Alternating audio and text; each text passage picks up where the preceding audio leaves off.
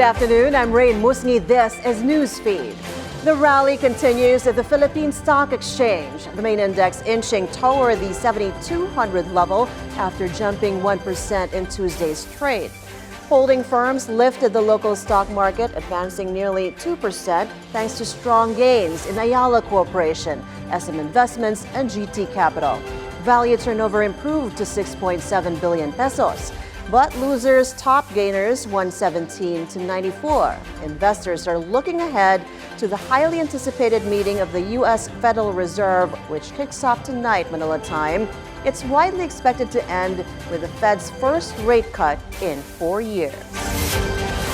French passengers are reacting rather badly to new rules that limit the number and size of suitcases and bags they can take on board trains. Some describe it as just a way of topping up state coffers, while others say it's just a load of rubbish. Announced in February by the French National Rail Service SNCF, the new rules are now in effect. Violators could face fines of up to 50 euros. Passengers can only take 2 large pieces of luggage, along with a smaller piece, such as a bag or purse, or a laptop case, or 1 large suitcase, a hand luggage, and a specific item like a musical instrument, sports equipment, or a baby stroller. Still in France, climate change is threatening not only communities, but even the signature tastes of wines. A vineyard in Provence is trying to adapt a harsher conditions like extreme heat and cold snap through regenerative agriculture. They are planting over 100 new varieties of grapes with the goal of keeping the fresh taste of rosés by making them resistant to disease and drought. They say grapes are becoming too concentrated when exposed to harsh climate, pushing their sugar and alcohol levels higher, altering the state of Provence wines. Authorities in Peru seize about 1.3 tons of illegally harvested shark fins, an Asian delicacy that has placed the predatory creatures at grave risk. The seized items would have been shipped to Asia without the necessary permits. Shark fins are eaten in soups and are believed to slow aging and improve appetite. A report published last January warned global shark populations were plummeting despite efforts to curb mass killings for their fins. Music mogul Diddy Combs arrested in Manhattan by federal agents. The arrest follows raids on 2 of his properties on Los Angeles and Miami last March as part of a sex trafficking investigation. Details of the case against Combs are unclear at this time, but he has faced a series of allegations from sexual assault to abuse, including by his partner Cassandra Cassie Ventura. The 54-year-old has denied all the claims against him.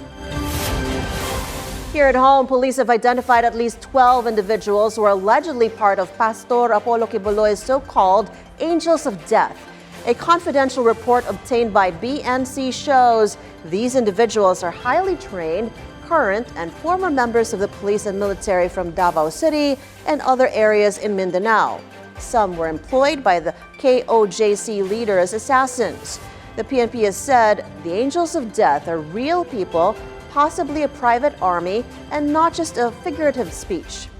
Quiboloy allegedly uses the Angels of Death to scare his victims and their families against speaking about abuses in his church. Yung mismong mga pamilya nila ay miyembro din po ng KOJC. At kaya po sila natatakot doon sa Angels of Death dahil hindi lang sa kanila sila sasaktan, hindi lang sila ang i-harm, including po yung kanilang family members. A former PNP chief and an immigration official allegedly on Alice Guo's payroll.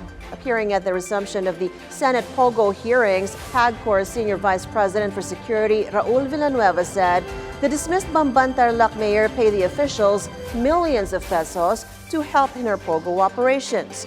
The retired general did not name names as an investigation is ongoing.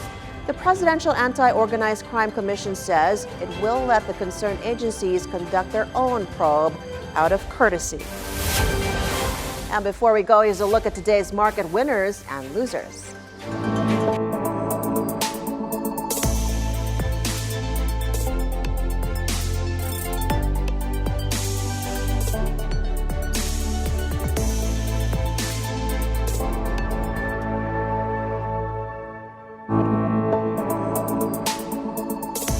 And those are the news this hour. I'm Raine Musñgi. Stay tuned to BNC on Free TV Channel 31, Channel 24 on Signal, and on our website, bnc.ph. Thank you so much for watching.